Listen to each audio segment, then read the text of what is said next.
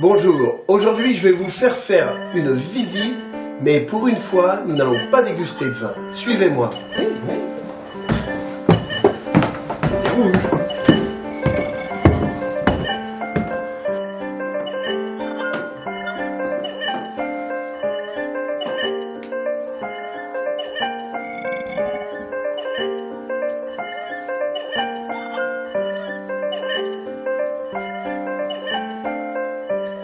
Alain Veil, bonjour.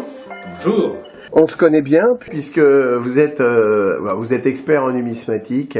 Oui. Et c'est vous qui m'avez trouvé ce magnifique Dionysos qui est l'emblème du repère de Bacchus et qui se balade sur tous les sacs dans Paris et parfois en France. Et vous avez une deuxième passion, c'est les bouteilles.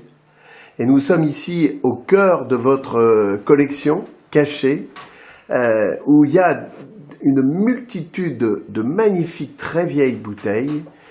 Et en fin de compte, ces bouteilles que nous voyons et que nous utilisons tous les jours, je me suis aperçu que nous les connaissions très mal.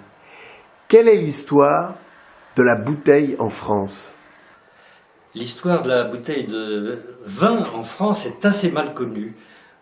Pour faire simple, on peut dire que la bouteille de vin a trois utilisations: le transport, la conservation et le service. La première fonction, celle du service, est apparue vers le 15e, 16e siècle, avec des bouteilles soufflées en verre qui étaient des objets de grand luxe, qui se trouvaient sur la table des gens riches. Et c'est bien plus tard que les deux autres fonctions vont apparaître. Le grand événement qui va contribuer au développement des bouteilles de vin, c'est la naissance du champagne, avec le fameux moine Dom Pérignon qui, au milieu du XVIIe siècle, invente le champagne. Et bien évidemment, le champagne ne pouvait pas se transporter en barrique, en fût, comme on transportait les autres vins.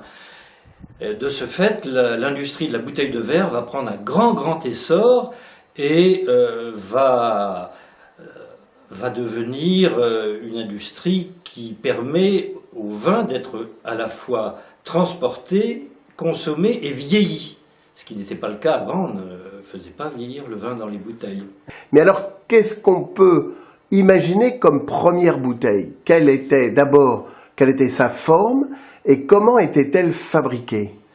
Alors, la fabrication des bouteilles n'a pas changé sur le principe, c'est-à-dire qu'on part d'une masse de verre en fusion, une masse sphérique de verre en fusion qu'on appelle la paraison, et on va souffler dedans afin de donner une forme à cette petite sphère de verre. Et à partir de là, on va obtenir une bouteille ayant différentes formes, mais le principe reste toujours le même, c'est-à-dire le soufflage. Alors, ce qui est peut-être plus intéressant pour l'histoire de la bouteille de vin, c'est l'évolution de la forme. Oui. Alors, la forme, en général, on admet qu'on part de la forme de la gourde de berger ou de la gourde de pèlerin. Donc une forme qui est assez proche de la sphère, de la boule de verre que va parfaire le souffleur de bouteille. Et à partir de cette forme de gourde, on va évoluer vers une bouteille pensue avec un col. Les premiers exemples sont des exemples... Les exemples du XVIe siècle sont dans les musées, je ne peux hélas pas vous en montrer, mais voici un très bel exemple de bouteille qui est un petit peu la forme du XVIIe siècle. Et vous voyez ce genre de bouteille sur les tableaux de Chardin ou un petit peu antérieurs.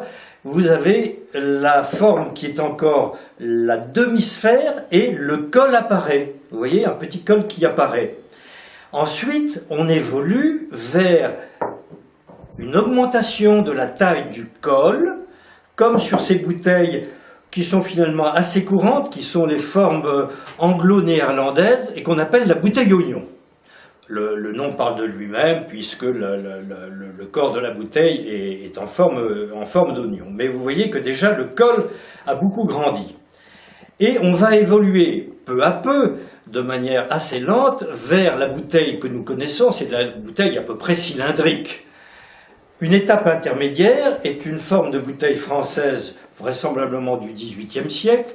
Je dis vraisemblablement parce que la datation, Dominique, des bouteilles est extrêmement difficile. C'est un sujet sur lequel les scientifiques peuvent peu nous aider.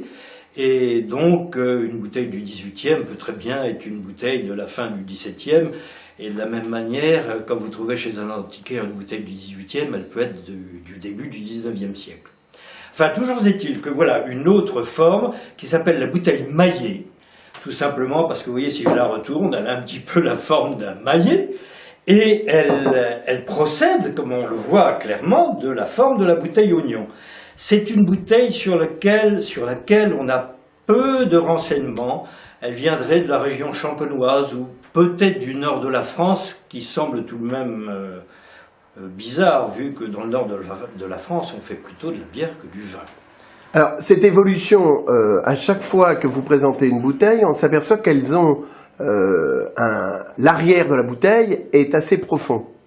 Ah oui, c'est un sujet dont je ne vous ai pas parlé et qui est très important. Nous allons entrer, si j'ose dire, dans le cul de la bouteille. Et c'est très important parce que les bouteilles soufflées présentent toujours un renfoncement. Nous allons voir pourquoi un renfoncement, parce qu'on pourrait imaginer un fond plat. Et également la trace de ce qu'on appelle le pontil, P-O-N-T-I-L, qui est une canne de verre pleine, et non pas creuse, à la différence de la canne du souffleur de verre. On voit mieux ici, sur cette bouteille-là, je crois, voilà, la trace et la cassure du pontil. Alors je reviens un petit instant sur la fabrication. Le souffleur de verre prend la boule de verre, il la souffle avec sa canne qui est creuse, et à un moment, quand la bouteille est presque achevée, il sépare le goulot de sa canne à souffler. Mais la bouteille n'est pas tout à fait finie, puis il ne faut pas qu'elle tombe par terre. Alors on vient avec une canne de métal pleine, qu'on appelle donc le pontil, avec une petite pastille de verre en fusion sur cette canne, coller la pastille de verre en fusion et enfoncer pour former le cul de la bouteille. Et quand tout sera fini, que les finitions de la bouteille seront faites, il faudra séparer cette canne, ce pontil, du cul de la bouteille, et c'est là qu'on brise le fond de la bouteille et qu'apparaît cette marque de verte, qui est d'ailleurs très coupante. Il faut faire attention sur les bouteilles anciennes, quand on examine le fond de la bouteille, à ne pas se couper. C'est ce qu'on appelle la fameuse trace du pontil dans le cul de la bouteille. Et maintenant, on revient effectivement à l'évolution, donc à l'évolution vers les bouteilles que nous connaissons. À l'évolution vers les bouteilles que nous connaissions, et on va passer des formes dites plutôt primitives, c'est-à-dire de la bouteille oignon à la bouteille maillée, avec l'évolution vers la forme moderne, qui va aller de la forme champenoise à la forme bourguignonne et enfin à la forme bordelaise. Voilà donc un très beau et rare modèle de grande bouteille champenoise. Vous voyez que le col s'est beaucoup développé, que la panse de la bouteille prend une forme complètement différente de celle de la bouteille oignon, et cette évolution va se poursuivre vers la forme de la bouteille bourguignonne. Voici maintenant une bouteille bourguignonne. Elle s'affine progressivement. Elle s'affine progressivement, le col s'allonge, l'épaulement s'accroît un petit peu. Celle-ci est une forme un petit peu intermédiaire, et voici une forme bourguignonne fin du XVIIIe siècle, si vous voulez. Vous voyez, elle s'est allongée, il y a un pincement à la base. Le col est beaucoup plus développé. On a toujours, bien entendu, le petit ruban sur le col et le renfoncement avec la trace de la cassure du pontil. Ah, on le voit bien, là. On le voit très bien. Ouais. Donc, vous voyez, on est passé de la bouteille oignon à la bouteille champenoise et en même temps aussi, dans une évolution continue, à la bouteille bourguignonne. Et maintenant, on va aller, si vous le voulez bien, vers la bouteille bordelaise. Alors, si nous revenons à l'évolution de la forme, donc on est, comme vous le voyez, sur la bourguignonne. Là, nous avons une autre bouteille. Vous voyez qu'il y a encore une évolution dans l'épaulement.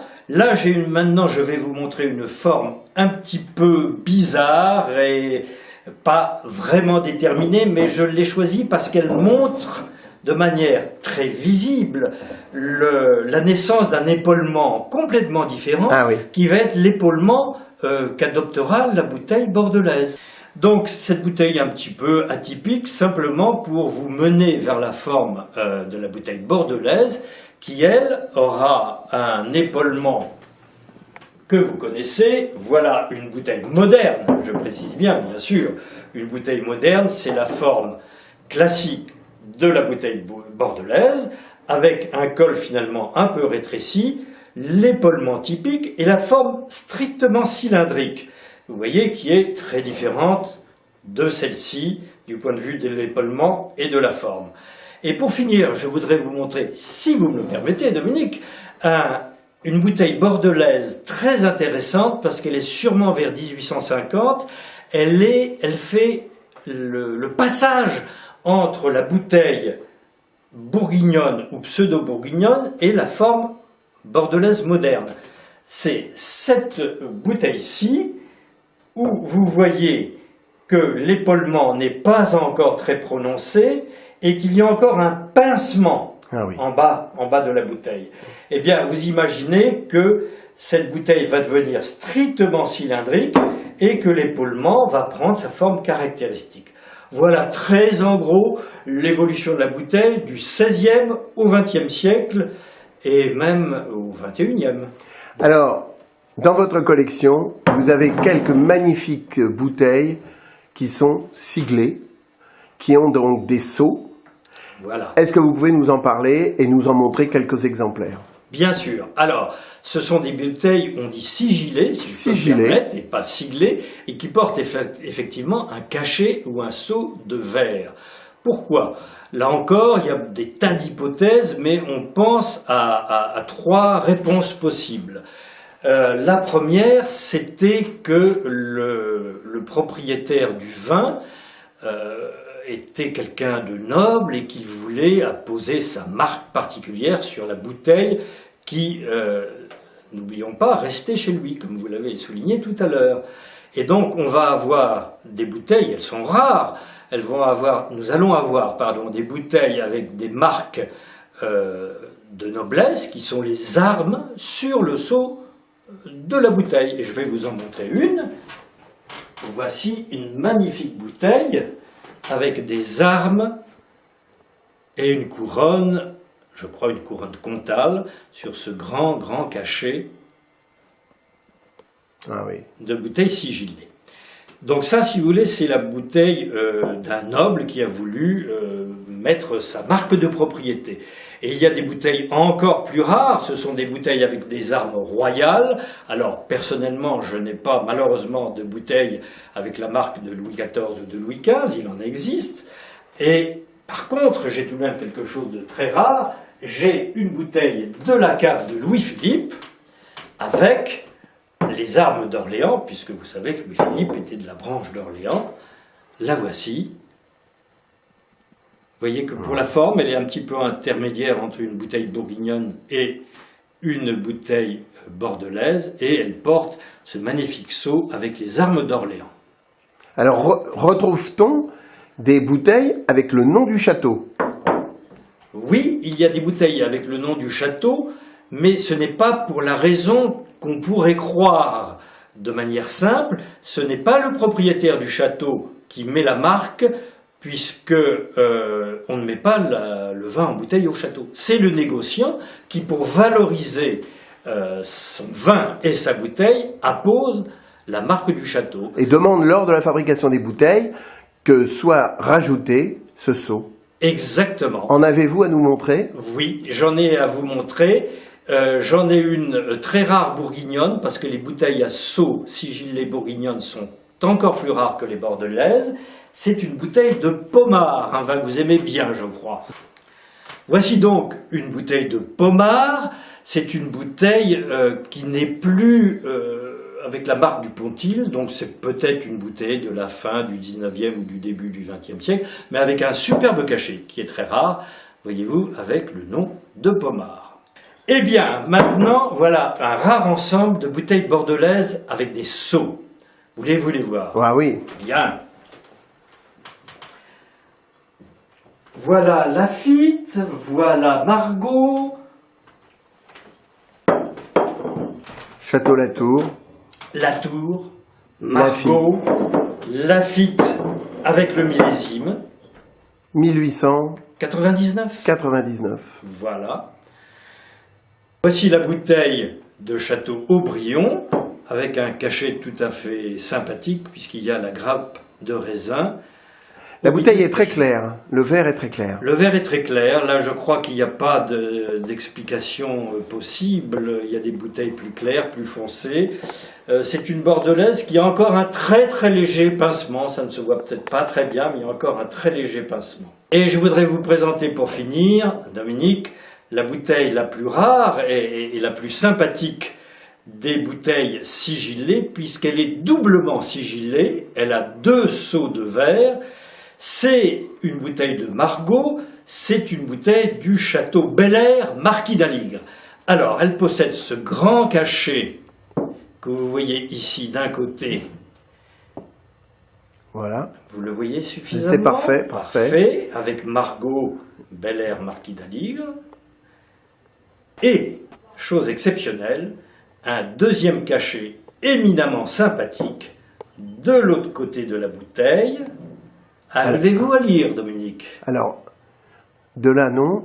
Non. Alors, qu'est-ce qui est inscrit sur ce deuxième cachet? Alors, ce cachet, il y a tout simplement, et c'est un conseil que je vais partager avec le cachet, défendu dans l'essai. Ah, c'est amusant. Voilà, il faut boire toute la bouteille. Là, nous sommes loin de la loi Evin. Oui, certes. Mais c'est extraordinaire. Mais écoutez, c'était un grand plaisir de partager cette passion et ce voyage un peu dans le temps. Et j'espère que, bien que les clients du repère de Bacchus et nos amis du repère de Bacchus ont pris le même plaisir que moi devant toutes ces merveilles. Eh bien, Dominique, le plaisir était pour moi de vous faire cette petite revue et puis de faire partager ce plaisir à tous les amis du repère de Bacchus. Merci Alain.